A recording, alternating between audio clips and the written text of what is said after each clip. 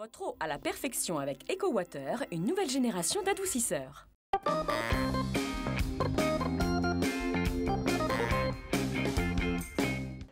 La place des Quinconces du Mans accueille aujourd'hui la 25e heure du livre, événement incontournable de cette rentrée littéraire. Je vous emmène tout de suite à la rencontre des deux auteurs du nouveau Largo Winch. C'est parti. 11h, 5 minutes passées à ma montre, l'occasion pour moi de vous présenter deux auteurs, événements qui sont venus ici à la 25e heure du livre. Si je vous dis Largo Winch, ça doit vous dire quelque chose. Bonjour Philippe. Bonjour. Bonjour à vous Eric. Bonjour. Vous allez bien?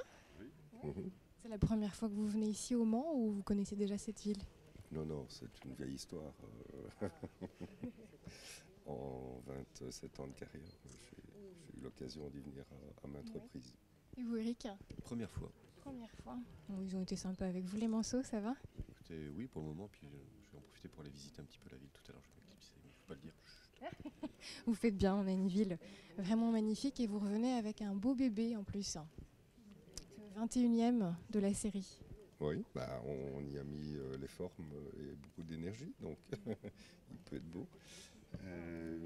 J'espère que c'est ce que les gens penseront. Un bébé qui va être tiré à, j'avais noté 360 000 exemplaires, rien que ça. Oui, et autant dans le monde entier, non je plaisante. C'est déjà pas mal.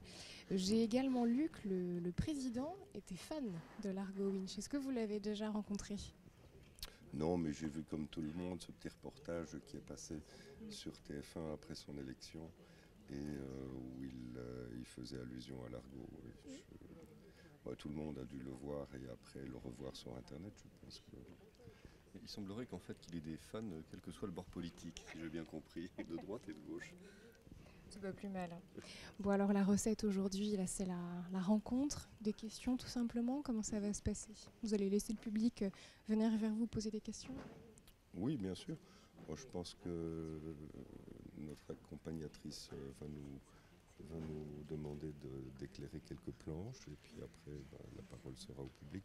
Je pense qu'il y a des questions effectivement que certaines personnes aimeraient éclaircir et avoir des réponses.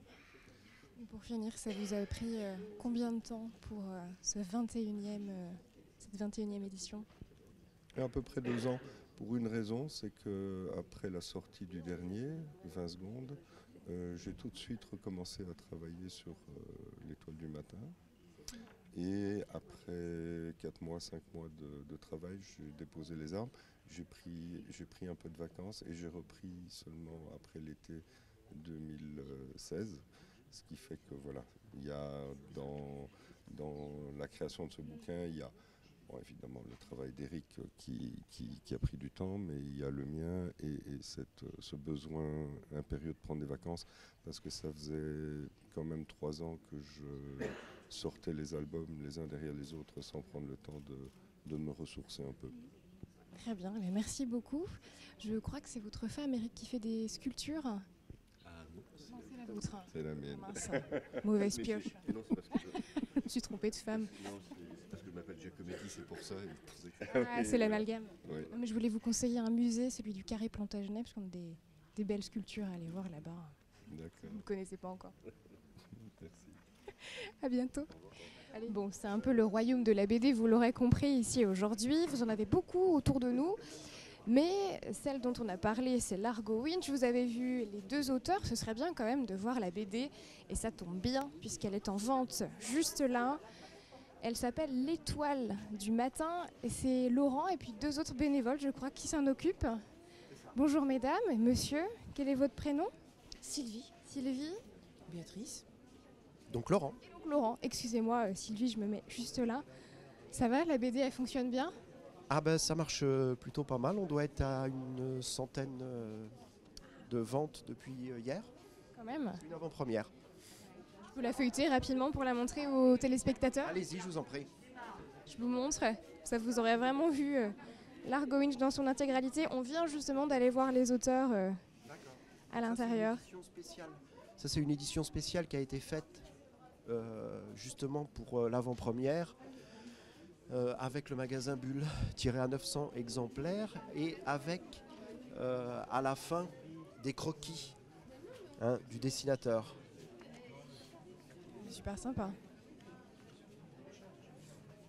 Bah, merci beaucoup Laurent. Je vous en prie.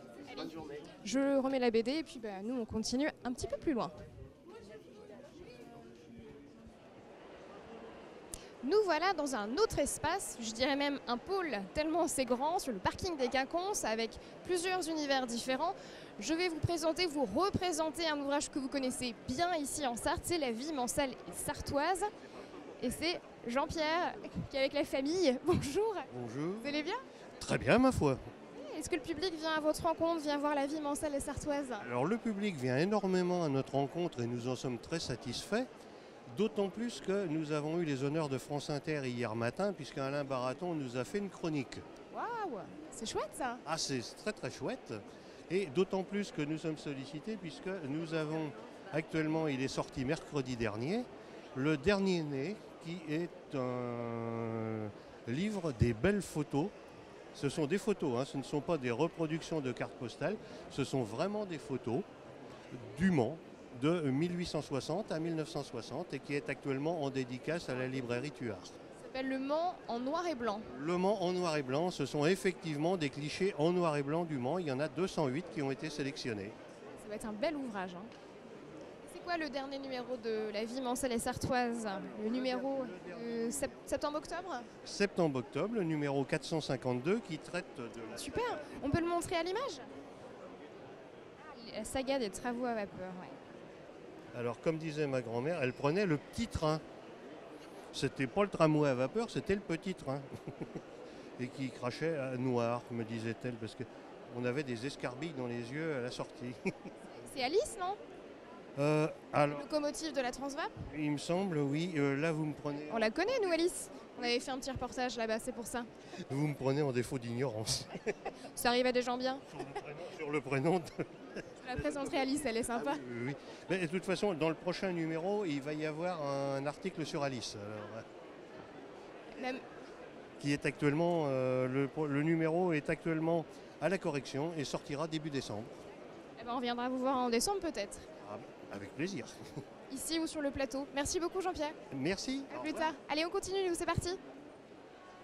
On continue avec la partie jeunesse avec Maureen Dor. Bonjour. Bonjour. Vous allez bien? Ça va très bien, merci. Ça se passe bien pour vous la 25e heure? Ça se passe très très bien, oui, c'est très agréable. Mais ça fait déjà la 4e fois, donc je connais un peu, je me sens un peu chez moi. Vous êtes habitué, c'est bien.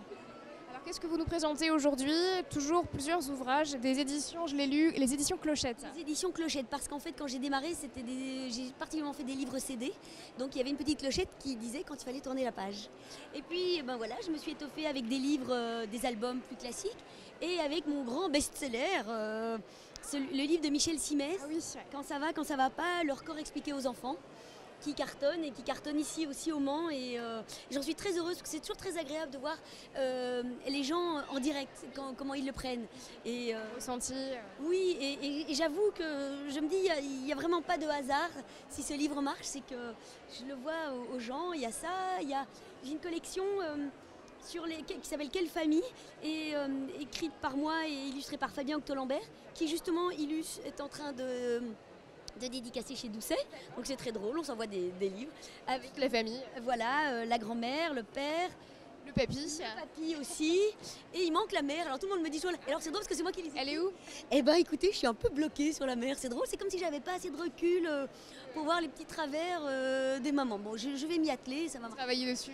Oui, Bah, merci beaucoup Maureen. merci à vous en tout cas. Bonne fin de 25e heure. Merci, au revoir. Au revoir. Je vous présente ou représente un amoureux du Mans. Bonjour Xavier. Bonjour. Vous allez bien? Très très bien. Alors il paraît que vous êtes amoureux du Mans, mais ça fait longtemps en fait. Enfin, c'est une histoire d'amour, c'est plutôt une histoire d'enfance en fait, parce que j'ai de la famille qui habite entre Le Mans et La Flèche, dans un petit village qui s'appelle Parigny-le-Polin, que vous connaissez certainement, près d'Arnage, et juste après Guesselard. Et j'ai grandi dans la région. Et je continue d'ailleurs à venir maintenant voir ma famille là-bas, ma mère, qui a toujours sa maison. Et donc je connais assez bien la région, oui. Et cette ville, pour moi, c'est vraiment, elle est ancrée, elle est marquée. C'est mon enfance. Vos racines. C'est mes racines, exactement. C'est le bon mot, les racines. Est-ce que ça a inspiré justement les ouvrages, du moins le dernier que vous présentez aujourd'hui? Alors, ça n'a pas inspiré, mais je viens beaucoup écrire ici, en fait. Donc le dernier livre qui vient de sortir, qui s'appelle Les Hautes Lumières, a été écrit en partie dans la région. Voilà, c'est un cadre idéal pour moi que de pouvoir partir de Paris pour venir, me ressourcer, de me reposer et surtout écrire et travailler. On n'est pas très loin. Et on n'est pas très loin et j'ai écrit sur mes 5 romans, tous ont été en partie écrits ici. À défaut de parler de la Sarthe, j'écris dans la Sarthe pour parler du monde. C'est une belle image. Merci beaucoup Xavier. Merci beaucoup. On va continuer avec votre voisine qui est la lauréate du salon. Vous l'avez déjà rencontrée un petit peu Valérie? Bon, je l'ai rencontrée, en plus on partage le même éditeur et j'ai adoré son livre. Elle a l'air d'être une belle personne également. Je vous rends la chaise. Merci pour tout. Et on continue juste à côté, si elle est disponible. Bonjour Valérie, excusez-moi. Bonjour. Bonjour. Comment allez-vous? Très bien. Écoute, tout se passe bien? Forcément très bien, puisque mon livre a eu l'honneur de recevoir le prix du Salon du Livre, donc oui, ça va très très bien. Un livre qui s'appelle Par amour. Oui, tout à fait. Dans ce livre, on revient beaucoup sur la grande histoire de familles havraises qui sont emportées un petit peu par cette tourmente de la guerre. Qu'est-ce qui vous a inspiré cette histoire?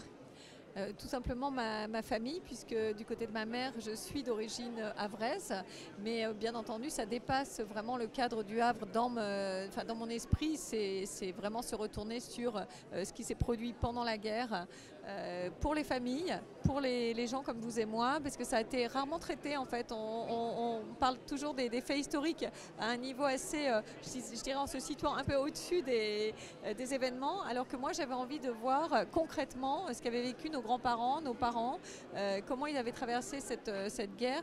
Alors c'est vrai qu'au Havre en plus il y a une situation particulièrement étonnante et avec des événements très forts mais qui ont été passés sous silence à l'époque, du fait que c'était beaucoup dû les dégâts étaient beaucoup dus, les moments compliqués l'ont été du fait des Alliés, des Anglais en particulier. Donc à l'époque, bon, c'était quelque chose qu'on pouvait difficilement exprimer. Mais ça a été un terrain évidemment romanesque extraordinaire. Et il y a eu également un autre fait dont on n'a jamais parlé jusqu'à présent, qui est l'évacuation, enfin l'envoi de très nombreux enfants en Algérie. Ça s'est produit aussi au Havre et puis dans quelques autres villes de la région.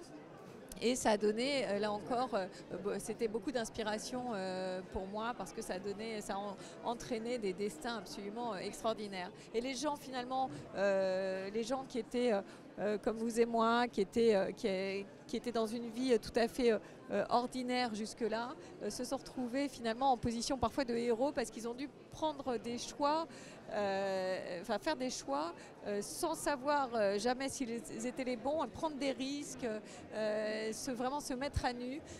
Et c'est ces destins-là qui m'ont intéressée. Merci beaucoup Valérie et encore bravo. Merci. On se retrouve juste après. Merci beaucoup. On se retrouve juste après avec des locaux. Merci encore. On a coutume de dire le meilleur pour la fin. On n'est peut-être pas très objectif avec nos Sartois. Bonjour Simon. Bonjour Mylène. Ça va? Bien et vous? Ouais, ça va bien. Salut Denis. Bonjour. Ça va bien aussi? Oh oui, ça va bien. Oui, au Salon de Livre, on va toujours très bien. Alors comment ça se passe pour vous deux aujourd'hui? Il est sage Denis, ça va? C'est Denis. Et Simon? Ah mais c'est Simon aussi.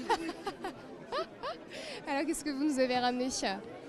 Alors chez Libra, on travaille quand même beaucoup sur le patrimoine local. Donc Denis, à son habitude, illustre chaque livre sur les villages sarthes. C'est un peu ironique évidemment, non. Il fait de très belles aquarelles il s'en est servi pour illustrer le livre, et à chaque livre que quelqu'un lui prend, il fait une jolie petite aquarelle. Donc il passe ses journées à longueur de temps à mettre de la peinture partout, ce qui est très bon, bravo. mais ce qui est plutôt bon signe. Et moi pour ma part, je présente mon dernier livre sur les jardins en Sarthe, Jardin d'exception en Sarthe. Donc c'est le livre Jardin d'émotion en Sarthe aux éditions Libra, qui est un recueil de 18 jardins très différents les uns des autres, mêlant à la fois des petits jardins qui ont un intérêt historique ou technique à de très grands jardins très connus. C'est un bien bel ouvrage. On voit juste à côté votre collègue qui tourne les pages avec un visiteur. Les gens justement viennent beaucoup vous voir? Oui, en fait, que ce soit des curieux de patrimoine. Tout à l'heure, j'ai une dame de Nantes adorable qui a regretté de ne pas être allée à l'abbaye ce week-end, qui m'a pris un livre sur l'abbaye et qui compte revenir avec le livre sur l'abbaye pour voir un peu de quoi on parle. D'autres qui viennent pour des idées cadeaux, parce que c'est vrai que ça met très bien en valeur notre patrimoine et c'est la meilleure façon, quand on veut faire découvrir notre territoire, que ce soit la cuisine dans la Sarthe Terre d'Étoilée ou une cuisine sartoise d'Olivier Boussard, que ce soit le patrimoine historique dans l'abbaye royale de l'Épau, ou encore le patrimoine végétal à travers les jardins de la Sarthe. Et alors Denis, lui, qu'est-ce qu'il vient nous présenter aujourd'hui ? Il est occupé, hein, pardon, je vous l'emprunte une minute. Je voulais vous demander ce que vous veniez nous présenter comme ouvrage. En fait, vous faites les aquarelles en direct. Alors oui, je fais une aquarelle, parce que comme le disait Simon, qui est d'une aménité remarquable. Donc, quand effectivement les gens achètent un livre, ils apprécient que je fasse une aquarelle. Alors évidemment sur le petit guide que j'ai sorti il y a 6 ans et que je continue à vendre énormément, parce qu'il est pliable, qui coûte 3 francs. Pratique. Voilà. Mais aussi sur les livres consacrés à la gastronomie. Celui-ci est récent, hein, la Sarthe Terre d'Étoilée. Il a un an, non ? L'an dernier, oui, il a 1 an, oui. Avec une préface de Robuchon, ce qui n'est pas peu dire quand même. Bon.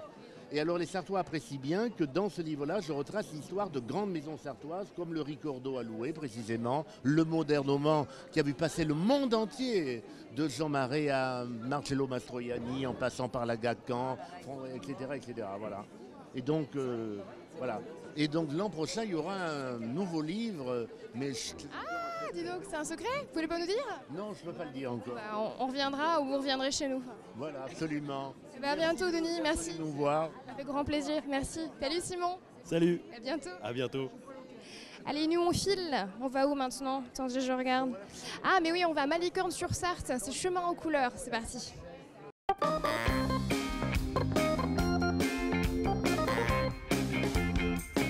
Votre eau à la perfection avec EcoWater, une nouvelle génération d'adoucisseurs.